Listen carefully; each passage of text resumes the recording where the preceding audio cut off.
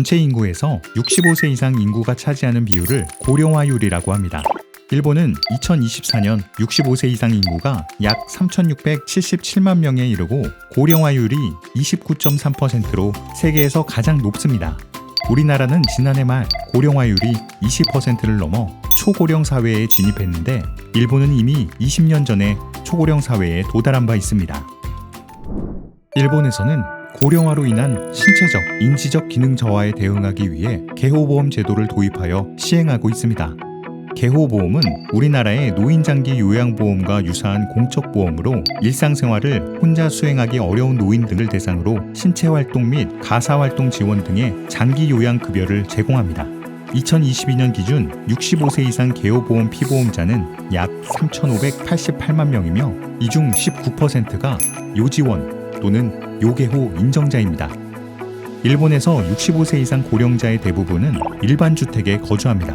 다만 신체적, 인지적 기능 저하로 인해 개호보험에서 요지원 또는 요개호 인정을 받은 고령자 중 29%는 고령자 주거시설에서 생활하고 있습니다. 구체적으로 요지원, 요개호 인정자 중 15%는 개호보험 시설에서 생활하며 7%는 유료 노인홈, 4%는 서비스 제공 고령자 주택, 3%는 임지증 그룹홈에 거주합니다. 나머지는 일반 주택에서 생활하고 있습니다. 일본의 고령자 주거시설은 영리법인이 운영할 수 있는 시설과 영리법인이 운영할 수 없는 시설로 구분할 수 있습니다. 특별양호 노인홈, 노인보건시설, 개호의료원, 양호 노인홈, 경비 노인홈 등은 사회복지법인이나 의료법인 같은 비영리기관이 운영할 수 있습니다. 영리법인은 유료 노인홈, 서비스 제공 고령자 주택, 그룹홈을 운영할 수 있습니다. 비영리기관이 운영하는 주거시설 중 특별 양호 노인홈은 돌봄 필요도가 높은 요개호 3 이상 등급자가 입소할 수 있는 개호보험 적용시설입니다. 양호 노인홈과 경비 노인홈은 환경적, 경제적 이유로 자택에서 생활하기 어려운 고령자에게 무료 또는 저렴한 비용으로 일상생활 편의를 제공하는 시설입니다. 다음으로 영리법인이 운영할 수 있는 주거시설을 살펴보면 유료 노인홈은 식사, 간병, 가사, 건강관리 서비스 중 최소 하나를 제공하는 시설입니다.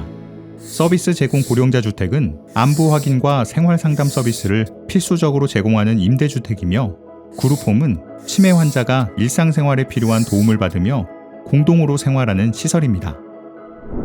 일본의 고령자 주거시설은 돌봄 필요도와 이용료 수준에 따라 다양하게 분포하고 있습니다.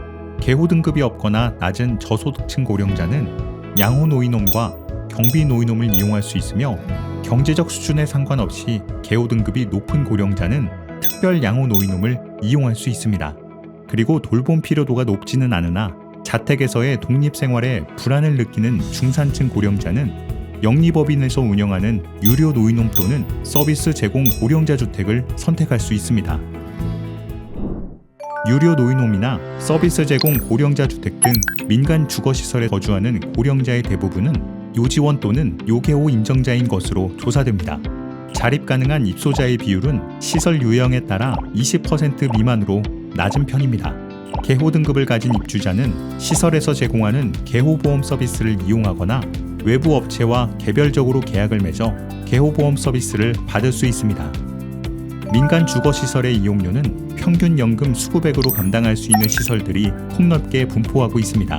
일본 은퇴자의 평균 연금 수급액은 2020년 기준 약 20만 엔이며 월 20만 엔 미만의 시설의 비율은 시설 유형에 따라 33%에서 51% 수준으로 나타납니다. 고령자의 경제적 여건에 맞춘 다양한 선택지가 제공되고 있음을 알 수 있습니다.